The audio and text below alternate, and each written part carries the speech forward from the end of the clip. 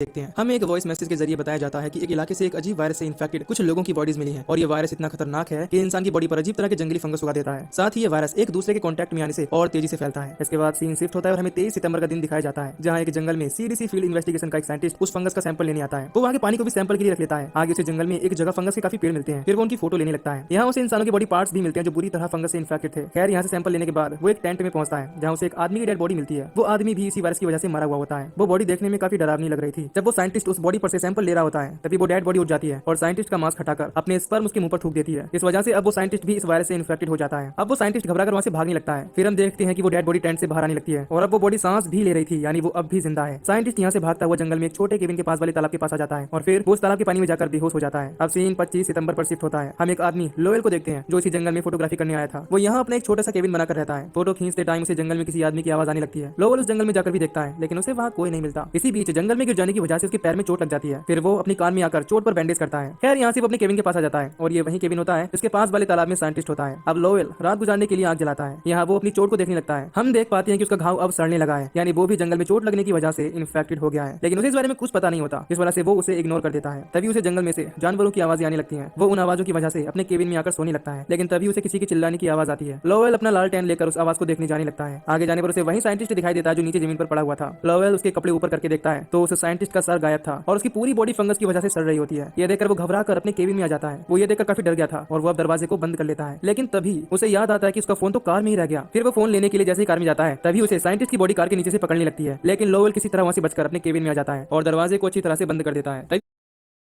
Nikhil earns $21,000 per month, wants to buy new Bluetooth headphones, but can't spend a big part of salary on तभी उसे cabin के ऊपर से आवाजें आने लगती है। वो वहां जाकर देखने लगता है तो वहां उस साइंटिस्ट की बॉडी होती है। इस बार वो लोएल को पकड़ लेती है और उसे पूरी तरह से इन्फेक्टेड कर देती है। अगली सुबह जब लोएल को होश आता है तो उसकी आधी बॉडी इन्फेक्टेड हो चुकी थी। अब वो किसी तरह अपनी कार में आकर बैठ जाता है और वहां से जाने लगता है। उसके एक तरफ के हाथ और पैर सड़ने लगे थे। खैर अगले सीन में हम एक लड़की मीडो को देखते हैं जो जंगल में अकेली कैंपिंग करने आई थी। वो लोएल की कार को आता हुआ देख लेती है और उसे रुकवाकर उससे लिफ्ट मांगने लगती है। वो उसे अपनी कार में बैठने को कह देता है। फिर वो दोनों आगे जाने लगते हैं। कुछ देर बाद लोएल से ठीक से कार नहीं चलती। इसके बाद मीडो से पूछती है कि क्या वो ठीक है। तभी लोएल उसे पकड़ने लगता है। मीडो खुद को बचाकर उससे दूर भागने लगती है। लोएल भी उसका पीछा करने लगता है। अब वो उससे बचकर एक पेड़ के पीछे छिप जाती है। तभी वो उसे अपनी तरफ आता हुआ देख लेती है और यहाँ से बचकर भागने लगती है। इधर लोएल की बॉडी अब चलने लायक नहीं रहती क्योंकि उसकी बॉडी में अब फंगस पूरी तरह फैल गया था। वो एक पेड़ के पास आकर बैठ जाता है और यहीं पर बेहोश हो जाता है। इधर मीडो भागती हुई एक घर के पास पहुंचती है। घर के बाहर उसे एक आदमी का कंकाल मिलता है जिसकी मौत भी फंगस की वजह से हुई थी। वो उसे देखकर घबराने लगती है और घर के अंदर आ जाती है। वहाँ उसे एक लड़की मिलती है जो कि पूरी तरह फंगस से इन्फेक्टेड हो गई थी। वो लड़की देखने में काफी ज्यादा भयानक और खतरनाक लग रही थी। वो लड़की मीडो से हेल्प मांगने लगती है और कहती है कि मुझे मार दो। उस लड़की का नाम वेंडी होता है। वो बार बार उसे रिक्वेस्ट करने लगती है कि वो उसे मार दे। अब मीडो उसकी मदद करने लगती है और वहाँ रखी फ्यूल को उसके ऊपर डाल देती है। इसके बाद वो एक फ्लेयर तो जला लेती है लेकिन वेंडी को मार नहीं पाती और घर से बाहर आ जाती है। वहाँ उसे एक कार दिखाई देती है जिसमें से उसे एक गन मिल जाती है। इसके बाद वो उस गन से वेंडी को मारने का डिसाइड करती है, लेकिन वो उसके सामने जाकर उसे नहीं मार पाती। अब वो उस गन को वेंडी के हाथ में दे देती है। इसके बाद वेंडी खुद को शूट कर लेती है, लेकिन उसके ऐसा करने से उसकी खून की छींटें मीडो के मुंह के अंदर चली जाती हैं, यानी मीडो भी अब इन्फेक्टेड हो गई थी। खैर अब मीडो वापस से कार के पास आ जाती है और फोन को ढूंढने लगती है। उसे वहाँ एक फोन मिल जाता है। वो उसे कॉल लगाने की कोशिश करती है लेकिन जंगल में नेटवर्क की वजह से कॉल नहीं लग पाती। ये देखकर वो परेशान होने लगती है। तभी वो अपनी कमर पर देखती है कि वो सड़ रही है। इस वजह से वो काफी डर जाती है और वहाँ से भागने लगती है। लेकिन थोड़ा आगे जाने पर ही उसकी बॉडी पूरी तरह से इन्फेक्टेड हो जाती है और वो वहीं जमीन पर गिर जाती है, यानी कुछ टाइम बाद उसकी मौत भी हो जाएगी। अब सीन एक महीने आगे शिफ्ट होता है और हम 22 अक्टूबर को देखते हैं। यहाँ एक कमरे में वेरा नाम की एक औरत को देखते हैं जो अपने घर के अंदर छिपी हुई होती है क्योंकि एक इन्फेक्टेड बॉडी उसके घर के अंदर आ गई होती है। वो बॉडी उसके कमरे के बाहर ही पड़ी थी। उस बॉडी के पास एक फोन पड़ा होता है। वेरा उस फोन को किसी तरह से उसके पास से उठा लेती है और अपने बेटे थॉमस को मैसेज करने लगती है, लेकिन नेटवर्क की वजह से वो मैसेज सेंड नहीं हो पाता। इस वजह से वो काफी परेशान होने लगती है। कुछ देर में उसका बेटा थॉमस वहाँ आ जाता है। वेरा अपने बेटे से मिलकर काफी खुश होती है। थॉमस बताता है कि वो अपने बड़े भाई के घर से आ रहा है, लेकिन उसे वहाँ कोई नहीं मिला। वो आगे कहता है कि हमें जल्दी से यहाँ से जाना होगा। इसके बाद वो दोनों यहाँ से जाने लगते हैं। इसी बीच हम देखते हैं कि वो बॉडी अजीब तरह से मूवमेंट कर रही है। थॉमस बताता है कि उसने रेडियो पर सुना है कि फिलहाल कोलंबस सेफ जगह है, इस वजह से हमें वहाँ जाना चाहिए। थॉमस जब गैरेज से अपनी कार निकालता है तो उसे लगता है कि कोई उसके गैरेज में है। वो अपनी मॉम को कार में छोड़कर अंदर चेक करने के लिए चला जाता है, लेकिन उसे वहाँ कोई नहीं मिलता। खैर अब वो अपनी कार लेकर यहाँ से निकल जाते हैं। थॉमस कार को लेकर अपने भाई एवरी के गैरेज में आ जाता है। वो दोनों मिलकर एवरी को ढूंढने लगते हैं, लेकिन वो उन्हें वहाँ नहीं मिलती। आगे उन्हें गैरेज में एवरी का कुछ सामान मिलता है। फिर थॉमस उस सामान को अपनी कार में रखने लगता है। उन्हें ऐसा करते हुए एक इन्फेक्टेड आदमी देख लेता है। जब वो दोनों और सामान लेने के लिए गैरेज में जाते हैं तो वो इन्फेक्टेड आदमी उनकी कार में आकर छिप जाता है। इधर उन्हें गैरेज में दो इन्फेक्टेड लड़कियां मिलती हैं। उनमें से एक लड़की के मुंह में से कुछ टेंटिकल भी बाहर निकलने लगते हैं, यानी ये वायरस अब और भी एडवांस हो रहा था, यानी कि म्यूटेट हो रहा था और इंसानों को खतरनाक क्रीचर में बदल रहा था। अब वो दोनों उन्हें देखकर काफी ज्यादा डर जाते हैं। इसके बाद थॉमस गैरेज का दरवाजा बंद कर लेता है, जिससे वो दोनों लड़कियां उसके अंदर बंद हो जाती हैं। अब वो दोनों कार लेकर वहां से दूर निकल जाते हैं। फिर थॉमस कार रोककर रास्ते का मैप देखने लगता है। तभी कार में पीछे बैठा इन्फेक्टेड आदमी उठ जाता है और थॉमस पर अटैक करने लगता है। वो आदमी थॉमस को मार देता है और उसे भी इन्फेक्टेड कर देता है, लेकिन वेरा कार से बाहर निकलकर उसे बच जाती है। सीन यहाँ चेंज होता है और हम एक लड़की सेरेना को देखते हैं जो अपनी गैरेज में पैकिंग कर रही होती है। तभी उसके गैरेज में एक इजराइल नाम का आदमी आ जाता है। वो यहाँ छिपने आया था, लेकिन लेकिन सेरेना उसे वहाँ रुकने से मना करती है और उसे वहाँ से भेजने लगती है। फिर भी इजराइल उससे यहाँ रुकने की बार बार रिक्वेस्ट करने लगता है और एक स्टूल पर जाकर बैठ जाता है। तभी सेरेना उसके हाथ पर खून लगा हुआ देख लेती है और उससे कहती है कि वो जल्दी से यहाँ से चला जाए, पर इजराइल कहता है कि वो खून उसका नहीं है और ना ही वो इन्फेक्टेड है और वो इन्फेक्टेड लोगों से बचकर ही यहाँ छिपने आया है। फिर सेरेना उसे बताती है कि वो अपनी बहन मीडो को ढूंढने जा रही है जो कि जंगल में कैंपिंग करने गई थी, लेकिन दोस्तों हम जानते हैं कि वो तो काफी टाइम पहले ही मर चुकी है। खैर अब इजराइल कहता है कि अगर उसकी बहन काफी टाइम से गायब है तो वो भी इन्फेक्टेड होकर मर गई होगी। यह सुनकर सेरेना दुखी होने लगती है। अब आगे इजराइल बताता है कि वो कुछ टाइम पहले ही यहाँ अपनी वाइफ के साथ रहने आया है, लेकिन अब उसकी वाइफ से ढूंढने पर भी नहीं मिल रही है। उसकी बातें सुनने के बाद सेरेना उसे अपने घर में रहने की परमिशन दे देती है। कुछ देर बाद गैरेज के दरवाजे पर कोई लड़की आती है और मदद मांगने लगती है। इजराइल उसकी आवाज सुनकर पहचान लेता है कि वो उसकी वाइफ है। फिर वो उसे अंदर लाने के लिए घर के बाहर जाने लगता है। तभी सेरेना कहती है कि अगर तुम बाहर गए तो फिर मैं तुम्हें अंदर नहीं आने दूंगी, लेकिन इजराइल फिर भी बाहर चला जाता है। तभी सेरेना दरवाजे को बंद कर लेती है। अब इजराइल अपनी वाइफ को लेकर अंदर आने लगता है, लेकिन सेरेना ने दरवाजा बंद कर रखा था जिस वजह से वो अंदर नहीं आ पाता। फिर सेरेना को रियलाइज होने लगता है कि उसे उनकी मदद करनी चाहिए। अब सेरेना उन्हें गैरेज के अंदर ले आती है। इजराइल की वाइफ का नाम लिली होता है। वो लिली को एक जगह लेटा देता है। वो कहने लगती है कि उसकी कमर पर कुछ लगा हुआ है। हमें पता चलता है कि उस पर किसी इन्फेक्टेड इंसान का टेंटिकल लगा हुआ है। इजराइल उसे छुटाकर नीचे फेंक देता है। फिर हम देखते हैं कि लिली की कमर पर उस फंगस ने घाव कर दिए हैं, यानी अब वो भी इन्फेक्टेड हो गई है। अब लिली को बहुत ही ज्यादा परेशानी होने लगती है और कुछ टाइम में उसकी सांसें चलनी बंद हो जाती हैं। इसके बाद उसकी बॉडी में अजीब मूवमेंट होने लगती है और उसके अंदर से हड्डियों के टूटने की आवाजें आने लगती हैं। फिर सेरेना उस पर कंबल डाल देती है और उसे शांत करने की कोशिश करती है। इसके बाद उसकी कमर में कुछ हलचल होने लगती है और सेरेना डर की वजह से उसे दूर हट जाती है। इजराइल उसकी कमर को देखने लगता है। हम देख पाते हैं कि उसकी कमर पर बुरी तरह से फंगस ने कब्जा कर लिया था। इसी बीच हम गैरेज के बाहर एक अजीब तरह के क्रीचर को देखते हैं जो काफी खतरनाक था। सेरेना इजराइल से कहती है कि वो लिली को उठाकर घर से बाहर कर दे। तभी लिली की कमर में से टेंटिकल निकलने लगते हैं। वो टेंटिकल इजराइल के ऊपर भी अपने कुछ अंश छोड़ देता है, यानी अब इजराइल भी इन्फेक्टेड हो गया है। ये देखकर सेरेना और ज्यादा डरने लगती है। तभी लिली के अंदर का वो टेंटिकल काफी बड़ा हो जाता है। उसे देखकर वो जल्दी से गैरेज के बाहर आ जाती है। बाहर उसे वही क्रीचर दिखाई देता है जिसे देखकर वो बुरी तरह घबरा जाती है और जल्दी से वहाँ से भाग जाती है। अब हमें अगले दिन का सीन दिखाया जाता है। सेरेना एक गाड़ी को लेकर उस इलाके से काफी दूर आ जाती है। उसे रास्ते में वेरा मिलती है। वो दोनों एक दूसरे को पहले से ही जानती थी। सेरेना उसे पूछती है कि क्या वो ठीक है। इस पर वेरा बताती है कि वो ठीक है। खैर सेरेना उसे गाड़ी में बैठा लेती है। इसके बाद वो दोनों वहाँ से जाने लगती हैं। मूवी के आखिर में हमें एक बार और नरेशन सुनाया जाता है जिसमें पता चलता है कि ये फंगस इंसान की बॉडी को कंज्यूम कर लेता है और उसे एक क्रीचर में बदलने लगता है। साथ ही ये फंगस इंसान के डीएनए को पूरी तरह बदल देता है और तेजी के साथ एक इंसान से दूसरे इंसान में फैल रहा है। और इसी के साथ ये मूवी यहीं पर खत्म हो जाती है। तो दोस्तों